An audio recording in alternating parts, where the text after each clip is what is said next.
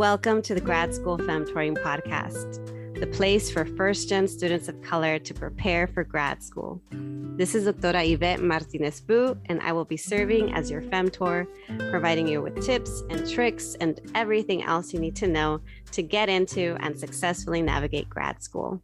For over 10 years, I've been helping first-gen students of color get into top grad programs in their field, and I'm really excited to support you on your academic journey too. Welcome back, everyone, to another episode of the Grad School Femtoring Podcast. This is your host, Doctora Yvette. And today I have a returning guest who's here to talk about the process of managing work transitions as a newly disabled first-gen immigrant. Our guest is Diana Valdivia, and she most identifies as an immigrant woman of color whose immigration status is undocumented. Her experiences have led to organizing within immigrant rights and higher education. She recently retired from student affairs. We'll talk more about that with her most recent role as the Director of Undocumented Student Services at UC Santa Barbara. During this transition, she has been resting, taking time to assess what's next for her, and breaking intergenerational cycles of the immigrant hardworking work ethic. She also has a platform called First Gen where she shares and uplifts the multidimensional experiences of first-generation immigrants and those of immigrant descendants. Welcome back to the show, Diana. Thank you so much for having me again. I'm super excited to talk. I know. I'm like low-key excited and also kind of wondering like, ooh, what are we going to talk about today? Yes.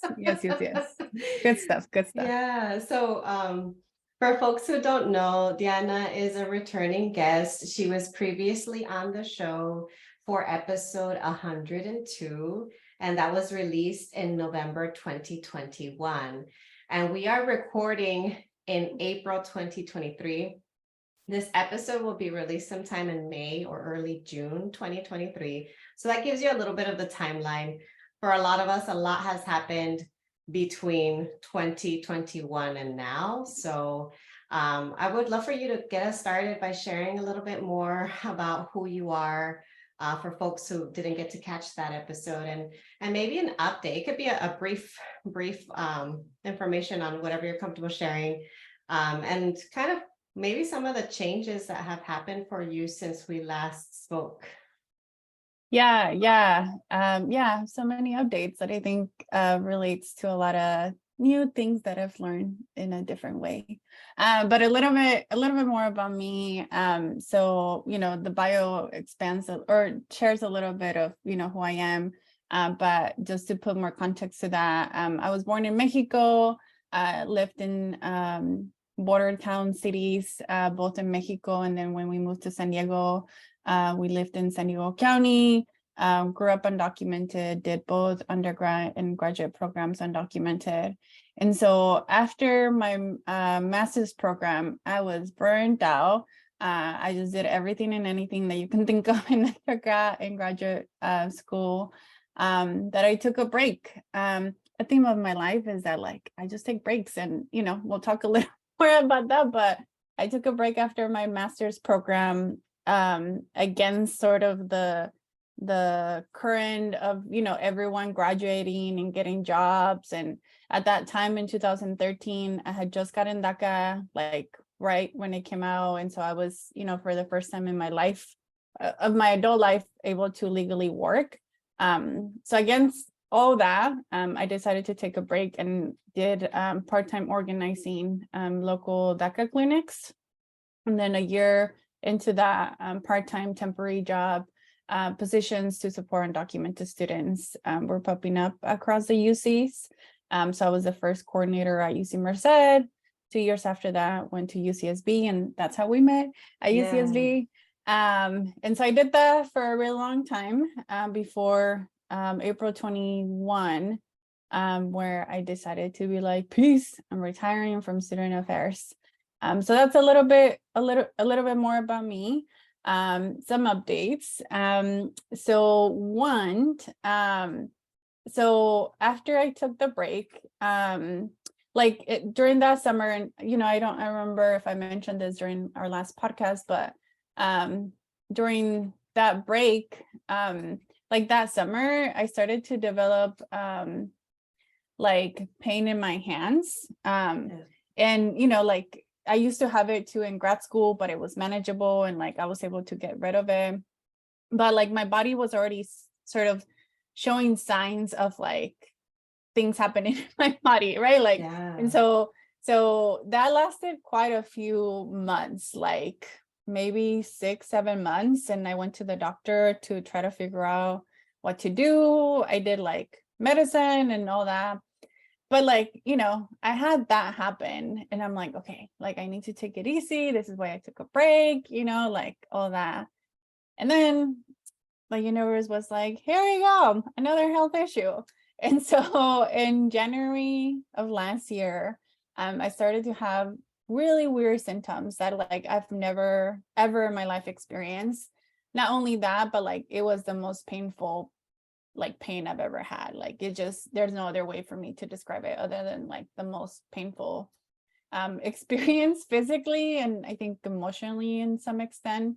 But some of the symptoms were like, I started to feel like I was getting sick and I didn't have COVID. I like tested for COVID. Started like I was feeling sick, and then it started also with like my feet feeling cold.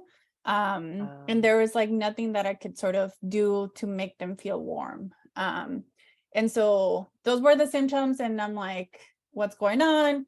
And then over the period of like 1 or 2 weeks, the pain started traveling through my body. And that's when it got really bad. Like it felt like at its worst, it felt like I was being like crushed. Yeah, it's because like there's nothing like nerve pain, I think.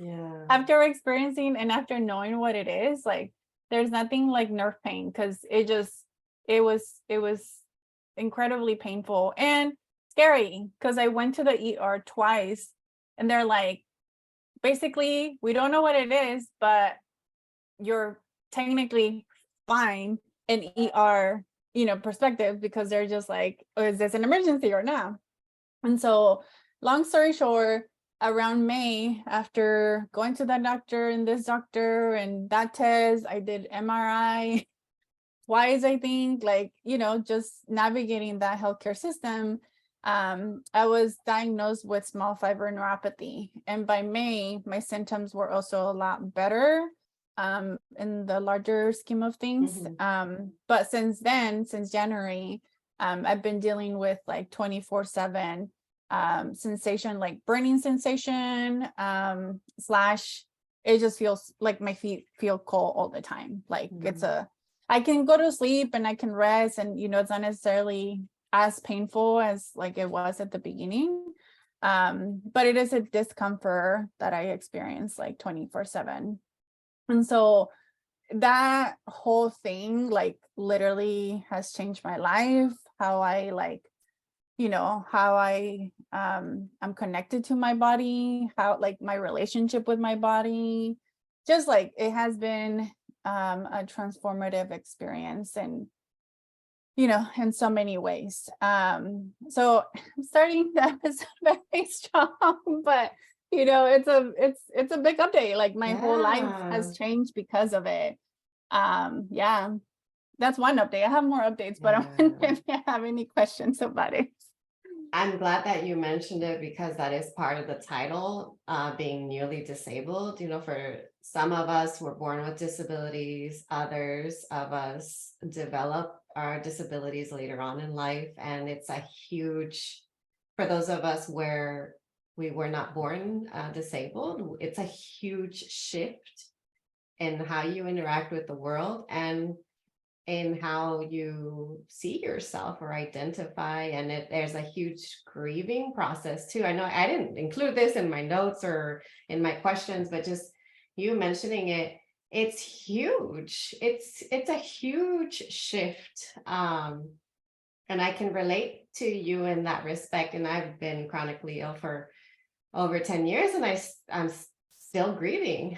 So Yeah. And I mean, basically, so that was one of the reasons in my other update is that I started therapy again.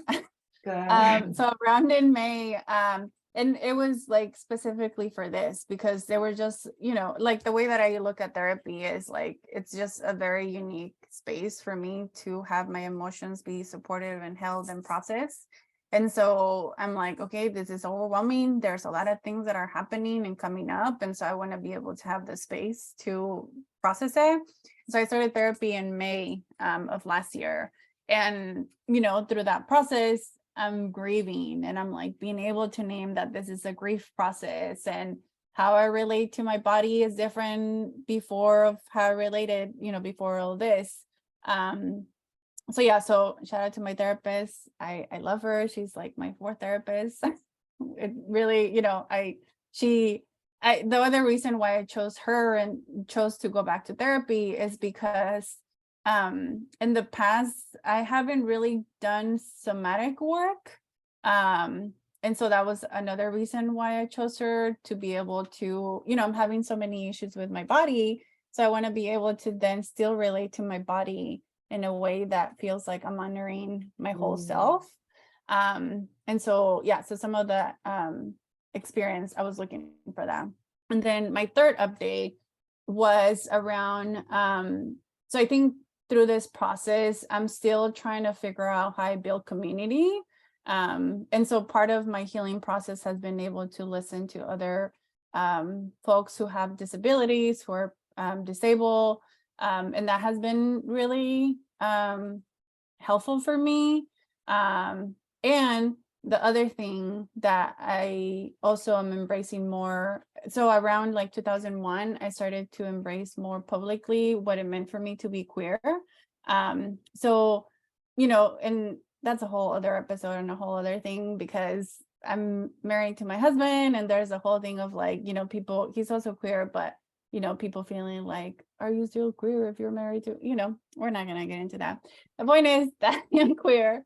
And I think part of it for me, I'm always like find comfort in a quote by Bell Hooks that I'm going to share.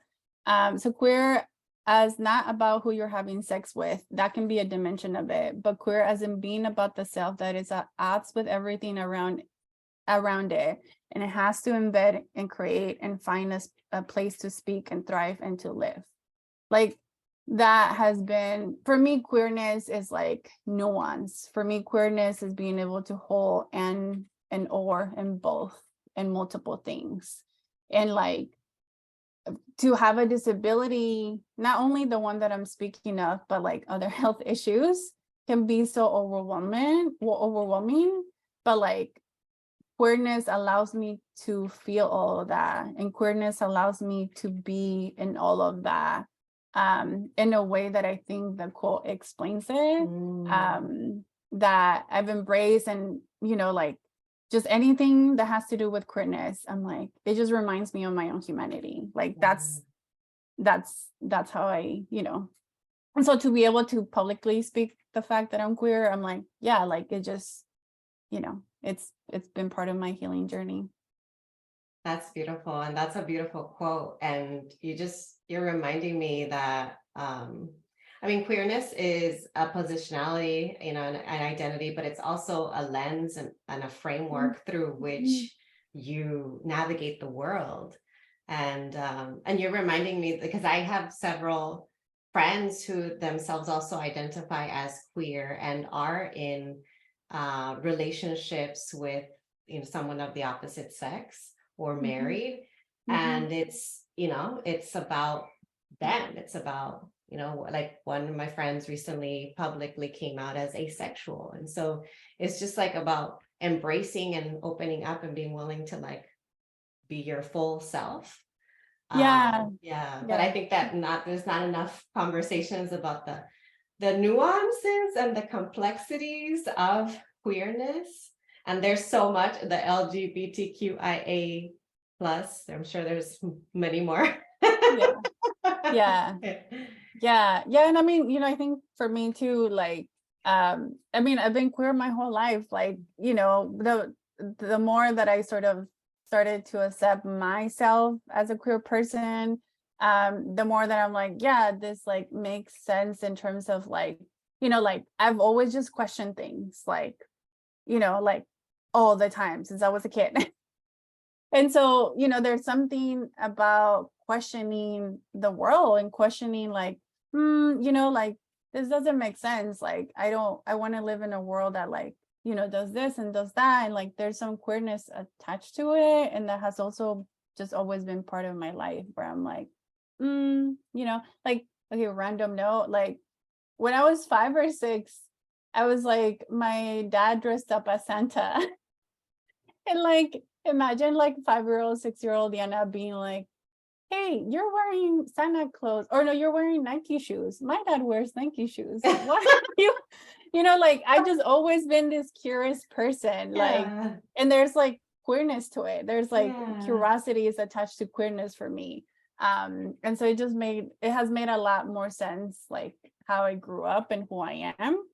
And now sort of, being curious about my healing process, being curious about how my relationship to my body is going to evolve, that I'm embracing as part of this healing process. When you talk about the shift with becoming newly disabled, but also like fully embracing and being out in terms of your queerness, I'm curious how that, if that in any way shifts your understanding of your experience in student affairs and in higher ed. Yeah, I mean, you are still technically navigating work transitions, so I'm wondering like what the intersections are between those three things, between, becoming disabled, being queer, and also leaving student affairs. Yeah. I mean, I think this isn't necessarily related to the queerness aspect of it, but more around the disability. Like, I think I think some folks that might be in similar positions go through this of like, right after I left UCSB my first time around, and I was having the issues with my hands, and then other health issues came up. I wonder, I'm like, how much was this a contribution of the stress at work, And like the other thought that I was holding was like, oh, how much did I do to like, contribute to then my health issues, or like, could I have done better? Like, it's just the ping pong of what ifs of like, what if, this workplace, just questioning that myself, And then I think now where I'm at, it's more clear to me that like work has contributed to health issues, period. Like how much, I don't know, but I know that, the stress of it has contributed to my health issues. I also know most days that I have done the best for myself to be able to navigate this. And so, the question of like, oh, should I have left early or not, like doesn't come up as often as it did before. So I think that's where I'm at a little bit of, that. And then recently, so, I came back to this position in an interim base because of the previous position, or the previous person ended up transitioning now. And so I was like, hey, I'm still available. I don't have a job, happy to help remotely. And so there was an opportunity, or, they were hiring again for a new director. And long story short, I decided to apply for the position. Like reasons like, oh my God, I can go back and, do the work, and that they would be able to hire more people, and, just many reasons of going back to the job. And then I went through the interview process. And I don't think I mentioned this before in the podcast, but there was certain incidents that happened early on when I started just working in student affairs that led me to not feel safe on college campuses. And I would have nightmares from time to time about it. And I think there's also the culture and reality of college campuses not being safe for people, right? Like we live in the US. I mean, even schools, right? Like they're not safe for people in general.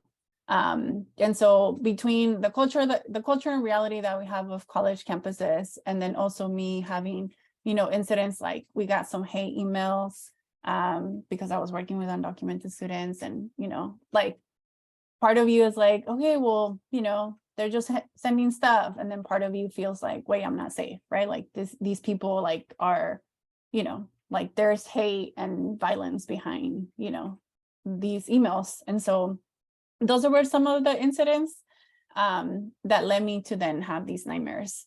And so then I did therapy and I did EMDR to be able to address some of those nightmares. And, happy to talk about how EMDR has been part of my process in terms of healing. And so I did it recently. Yeah, I was going to say at some point, or if you can say what EMDR is for folks who are new to it, but I'll let you finish. Yeah. So I did EMDR to be able to address some of those memories and thoughts and narratives around, me not feeling safe on college campuses. And so my nightmares, my anxiety, my stress definitely decrease. But then talk about listening to your body. I did the interview, and right after that, like a few days after that, I just had back-to-back nightmares about being on college campuses and not feeling safe. And, as much as I, in the waking world, could say that I feel safe, that I'm fine, that I'm great, that I am excited to do this job again, my body's telling me otherwise. My body's telling me, it's still feeling some kind of way about this type of work, that I decided to withdraw from the job process, or the job search, the job search, because I was just, my body, my mind was telling me. I also was having like my tummy, I felt like a knot, like literally my gut just felt stressed during that time of like, should I continue the process? Should I not? And so the minute that my nightmares stopped, and this was like a few weeks ago, like 2 weeks ago. And the nightmares have stopped again. And I feel fine. I feel like I've let go of some of that.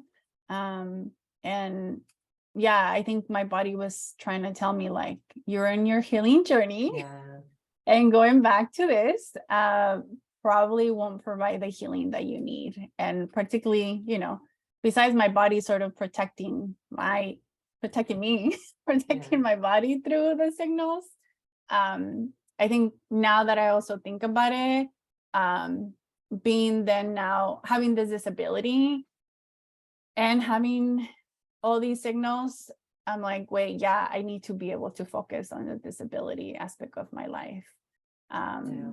So, I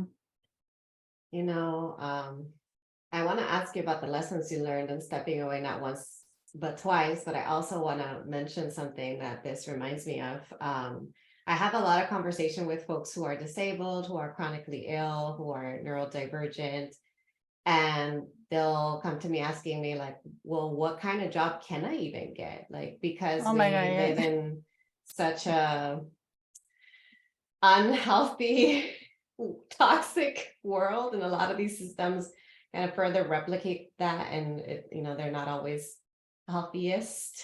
They don't always support, or I don't know, like it's not in their best interest to make sure that we're okay. And that's a tough thing to answer, because I wish I could say like, oh, I can teach you all these strategies and you'll be fine.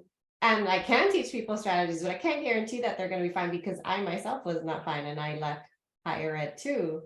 And so, I guess I wanted to mention that as because I'm thinking about people who are listening to this episode, who are having those questions and concerns, and who want to know from your experience, like, what are the lessons that you learned? And also like, how do you think you will take these lessons into whatever you do next?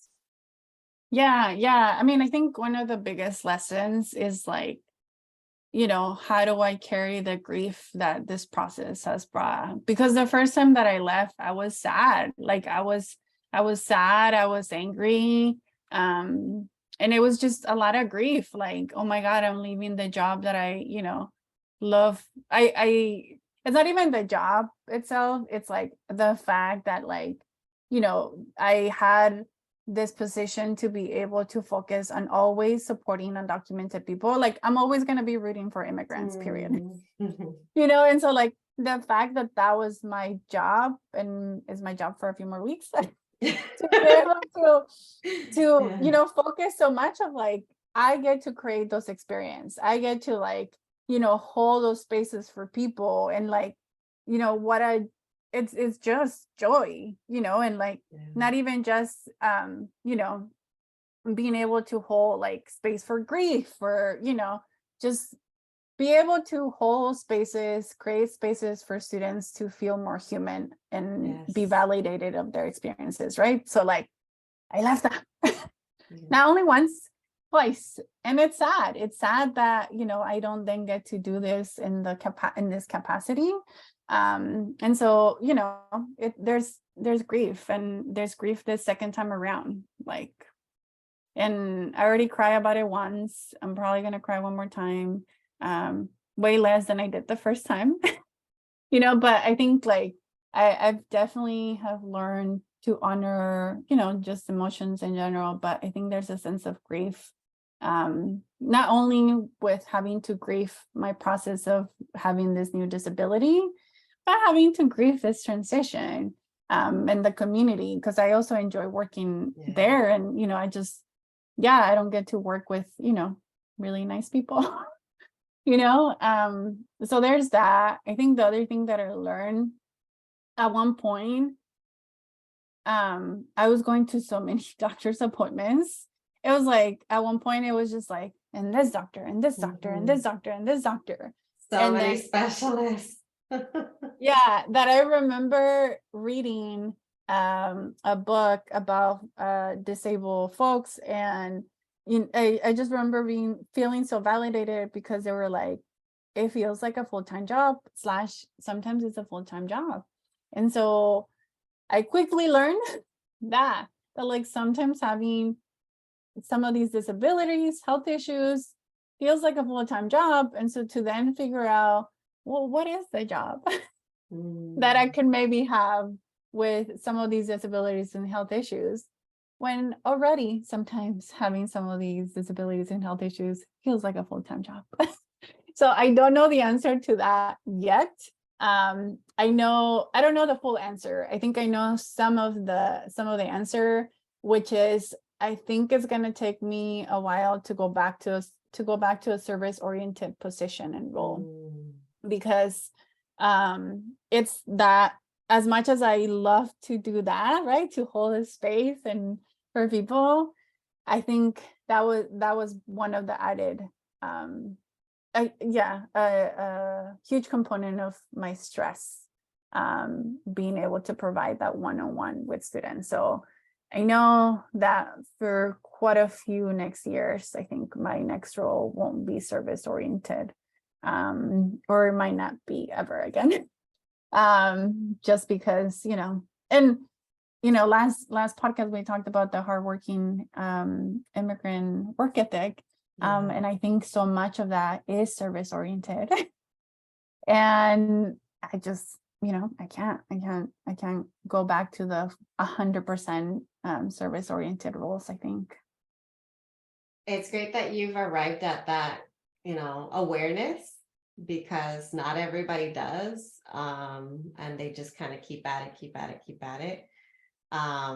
And with talking about the immigrant hardworking work ethic. So you're saying breaking these cycles, and then you went back to the interim position. So did you set more boundaries, or did you feel like, okay, I'm going to come back, but under my terms? No, I mean, it was definitely like more my terms. One, like, we live in a capitalist society, so I'm like, I need a job. And so yes, I think I came back more on my terms. I'm also working remotely, and so there's an actual physical Barrier, yeah. barrier. That doesn't mean that it's good to, fully, because then I'm not able to connect with students in the way that I would want to, and they would want to. But to some extent, then there's a barrier in terms of setting my own boundaries.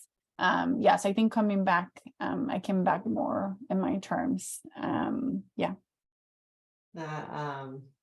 With you talking about setting the boundaries and setting barriers, the actual like physical barrier of working remotely, I think that's even a big deal that they were willing to offer that, because a lot of higher ed spaces are, at least from my awareness, are resistant to that. And that was Yeah. always one of my struggles, was like I had to work so hard to get accommodations to work remotely 2 hours in the morning before I came in person. But even then it was really, really hard to get any kind of remote work.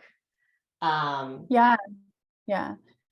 Well, and the thing too is that, like, now that I'm more aware of my own health issues and my own disabilities, like, it's one of those things that, like, sadly, you don't gain the awareness until you have it, which is not Yeah. good, because then I'm like, wait, how are people not talking about this? But you know what?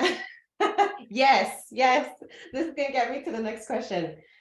Okay, so a lot of people are not having these conversations, but there are folks, able-bodied folks, many of them who listen to this podcast, and some of them I know because they tell me are faculty and admin. And so I'm curious, like, if you could say something to folks who are still working in higher ed, who have some sort of say in making a change or being better or whatever, like being more supportive to these distinct populations that need extra support, whether they're undocumented, whether they're immigrants, whether they're disabled, you name it. So, like, what can they do to better support these students? Yeah. So I have two things, and one of them is not the most polite one. But sometimes we don't need polite. Sometimes we need the truth, even if it's a little bit hard to say. But I think one is just being able to, like, question, why aren't we talking about this more? Like, I think any way that folks can show visibility for support, both for undocumented immigrants and disabled students, the more the merrier, because if you don't see the possibility of being able to have support, then, like, you're then unlikely to reach out for that support.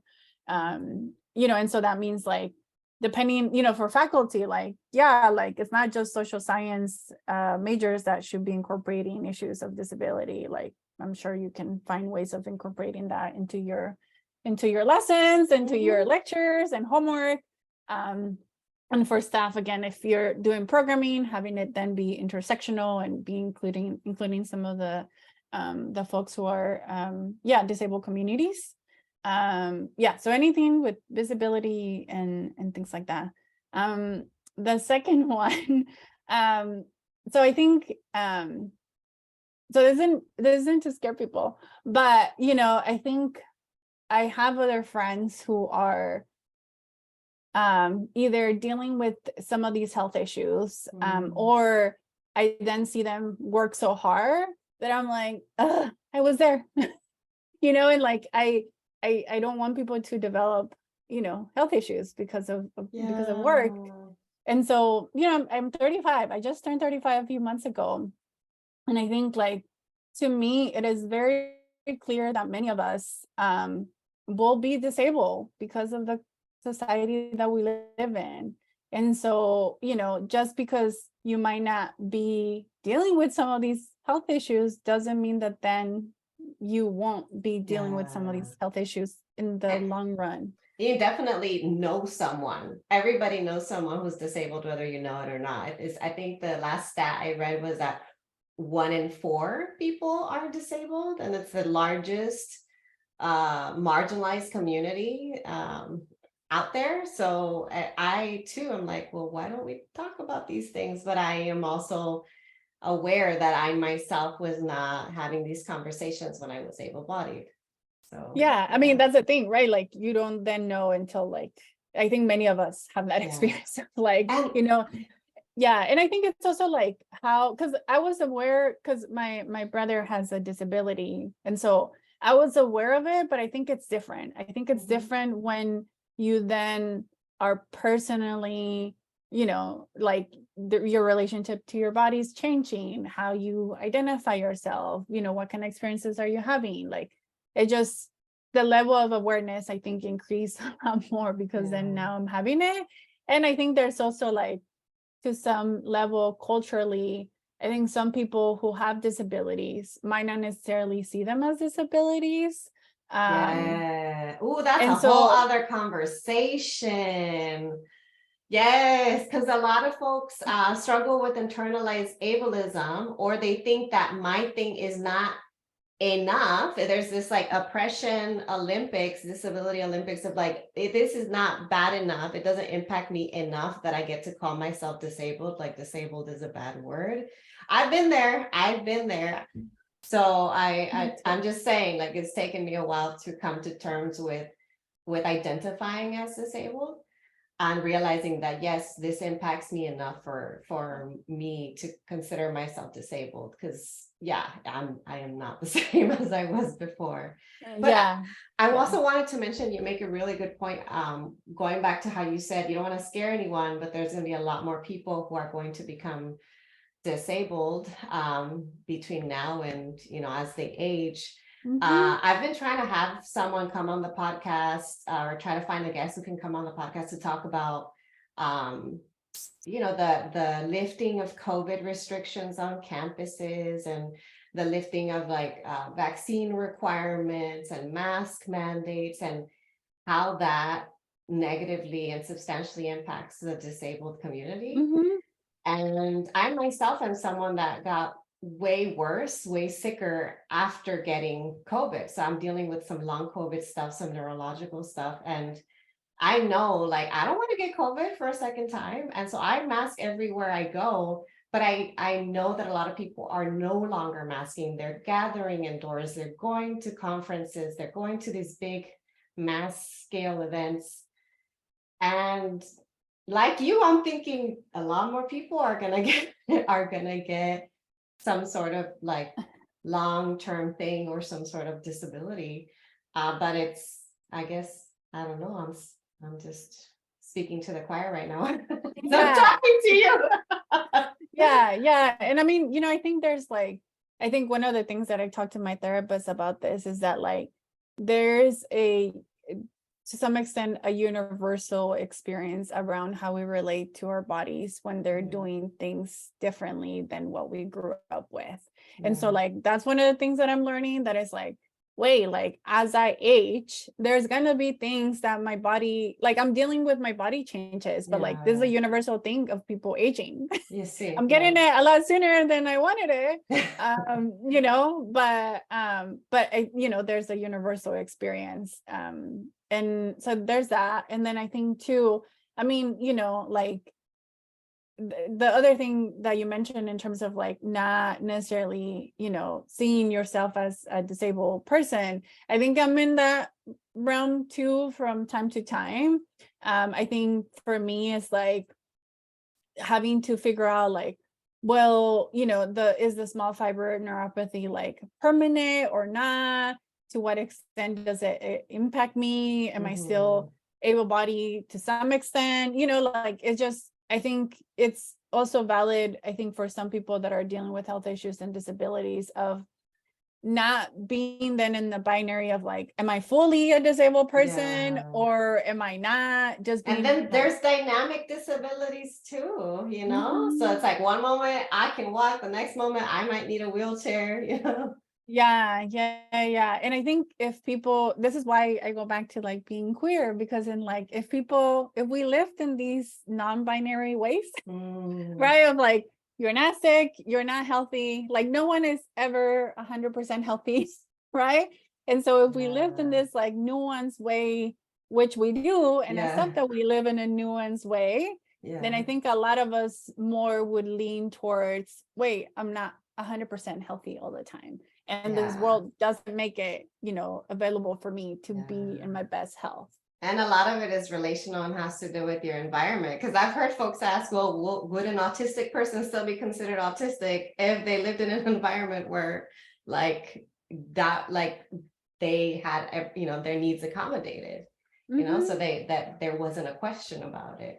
So I think, what you're saying reminds me of that. A lot of it is your surroundings, your environment, systemic issues that we can't easily resolve. And so sadly, a lot of times it becomes like individualized when it's not, like, oh, it's you didn't do enough to take care of your health. You didn't do enough to work on the documentation you need for X, Y, and Z. It's your fault, when that's not necessarily the case for most of us. Yeah. Which is why I think, so one of the other reasons why I'm like constantly rejecting how I think about the hardworking immigrant worth ethic is because I question then who benefits from that narrative. And I certainly don't, right? Like capitalism does. And so, like it benefits to be like, immigrants are hardworking, right? Like we can always hire immigrants because they're always going to work and they have a great work ethic. But with that comes in like, oh yeah, overwork, underpay. And so who benefits from that? Capitalism. And so, I then question, like I don't want people, I don't want to know myself as a person who works so hard. Like that's, having to constantly reject that, and knowing that like sometimes people, don't have a choice. Like I've been thinking about, what to share in the podcast. And I think when I was in college, it felt like I needed to do everything and anything just to be considered for positions and sort of to build that stability that I went to college for, and being able to have financial means and all that. And so it's, most of your listeners are college students and graduate students. And so it's hard for me to think about myself in those experiences and say like, well, I'm going to stop working less. Because it feels so hard to think about that, right? Because there's articles you need to write, there's a dissertation needs to get done, like there's just more. There's always more to do in order to be able to get some financial means. And a lot of, many of us work is tied to our survival, not even thriving, right? Like it's tied to our survival. And so it's hard to hold that truth of like, well, I want to question our worth ethic around immigrants.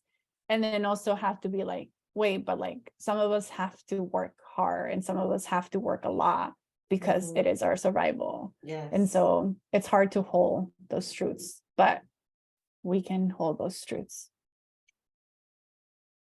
Oof.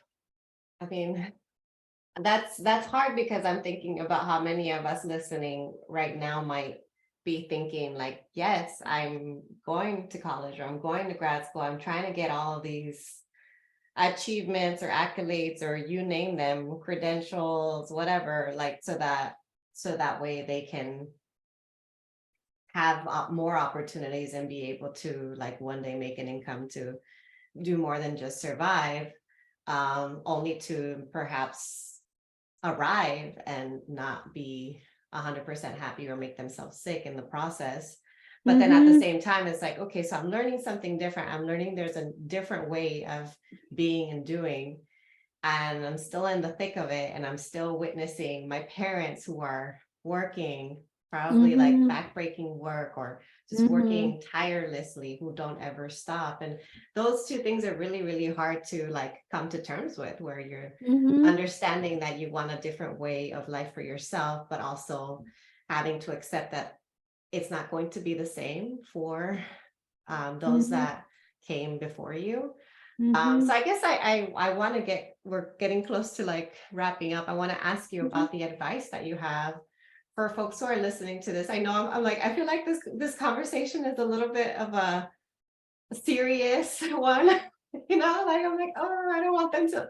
And this is my tendency, and I know it's a coping mechanism of like silver linings, silver linings. That's how I survive. Sometimes I have really hard days, and I'm like, but let me think about like what is on the other side of things. So on the other side of things for listeners who maybe they themselves are immigrant students or undocumented students or disabled or maybe newly disabled or struggling with their mental health or you name it, like what advice would you have for them in terms of navigating higher ed and their career, just to ensure their own overall wellness and honoring themselves and their full selves. Mm-hmm. Yeah, I think there's two things. I think one, I think this is again part of like I think I mean I think as you get older, you just get better at listening to yourself. Like you like tune out some of the noises. The older you get. Yeah, and yeah, so I think, honoring yourself, just you kind of already said the question, but also the answer. you know like Not and necessarily though. Like what can that look like, when you say honor yourself, I know it's different for all of us. Yeah. well, and I think it's that. I think it's like that, like however you honor yourself, like that's the way to do it. That like the noises of capitalism, the noises of having to do more and feeling like you have to do more, they get less distracting. I think the more you practice to honor yourself. Like like people talk about meditation as a practice because it is literally a thing that you have to practice. And so I think honoring yourself is a practice. Like you have to do it to keep doing it. Like, like maybe today you honor yourself by like, drinking water, like making sure that you're getting your water. And as small as that sounds, it's literally something that you do to honor yourself and the needs that you have for like, the day. And so the way that I look at how to think about taking care of yourself, I think about it as a practice. And if it's a practice, then you just get better at it sometimes, right? Like, and then the other way that I think about it is I think about it as a muscle. So like people work out, right? Sometimes I don't, but like but it's like a muscle that you practice. And so when you're working out, you practice, you do it, you build the muscle, but like you also just rest, right? Like it's a constant thing that you're working on, but also resting. So there's that. And then I think this has to do, at least for me, as I got older, along the lines of like listening to yourself, I think it gets easier because you just have evidence, aka years, to be like, wait, it has worked out. Somehow it just has. Like in the moments before where I was like, oh my God, I don't know what to do. I don't know if it's going to work out. Like the questioning was just a lot louder.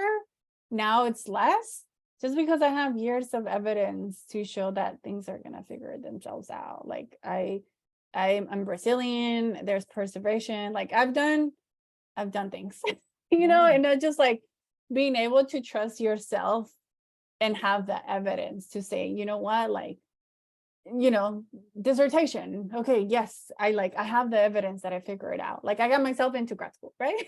Like I will figure this out. It might not feel like I'm going to at the moment, but I think it's a thing about, maybe, at least for me, it's a thing about getting older, that you just have more evidence as you navigate things, that you will figure things out, that you can trust yourself, that you can trust other people. Like who knew that, I was gonna come back to UCSB, for this amount of time, and to be able to have the financial means at the moment, right? Like I quit a job without having something lined up because I trusted myself, I trusted community, I trusted a little bit of coincidence that things are gonna work out for themselves.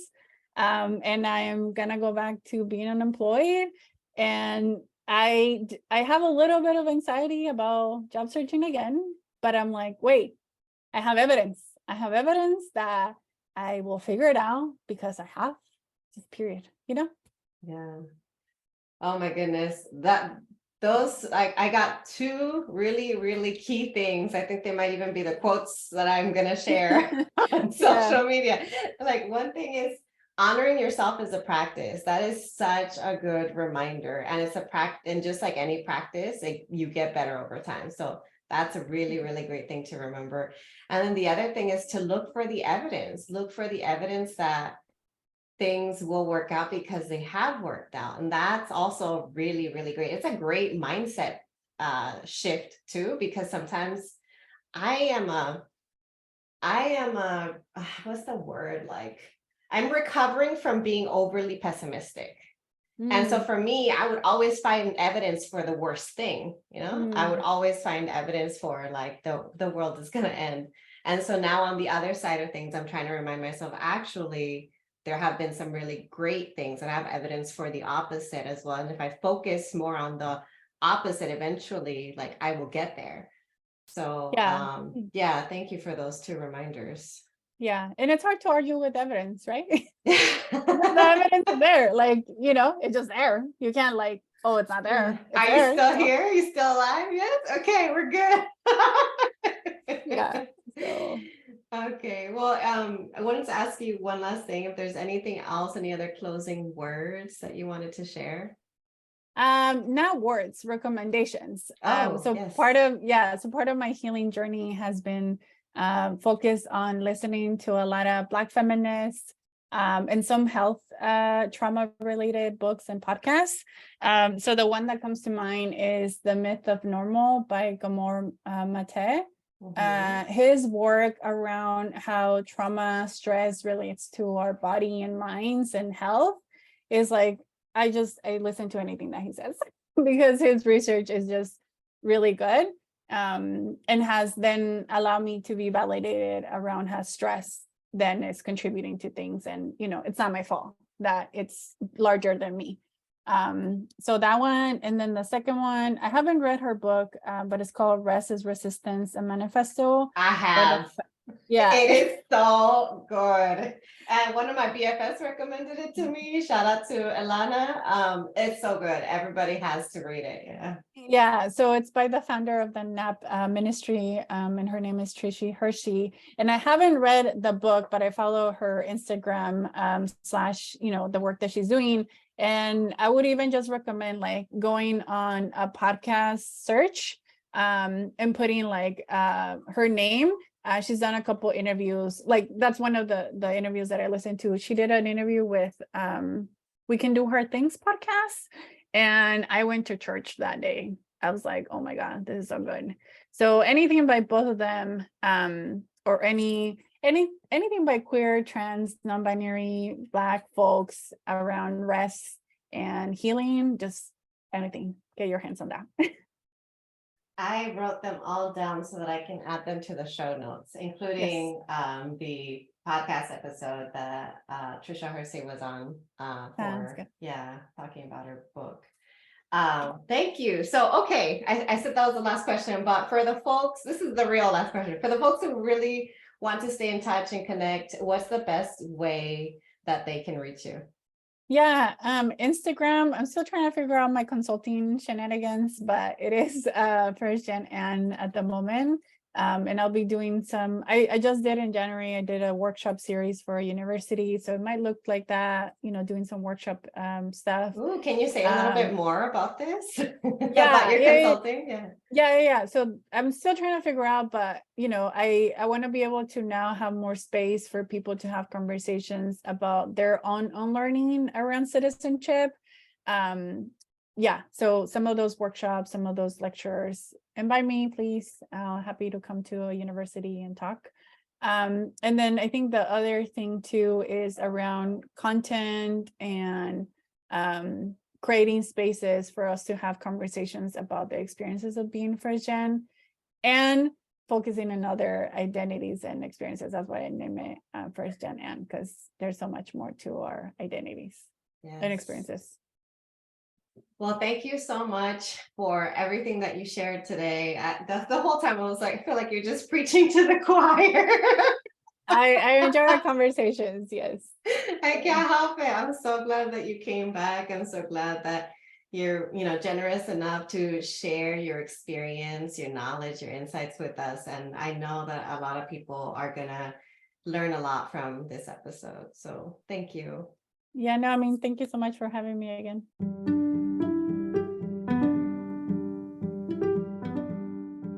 Thanks so much for joining me in the Grad School Femtoring podcast. If you liked what you heard, here are 3 ways you can support the show. The first is to make sure you're subscribed and leave a review of the podcast. If you leave me a review on Apple Podcasts, you become eligible for a free half-hour coaching session with me. Yes, that's right, 1 free session. Once you leave a review, you can email me a screenshot and I'll send you a link to sign up. The second way to show your love is to get yourself a copy of my free 15-page grad school femtoring kit, which includes resources on research, organization, grad school, and career prep. Go to gradschoolfemtoring.com/kit to get it today. The third and last way to support my show is to follow me on social media. I am on Instagram, LinkedIn, Facebook, Twitter, and occasionally TikTok with the handle @gradschoolfemtoring. Thanks again, and until next time.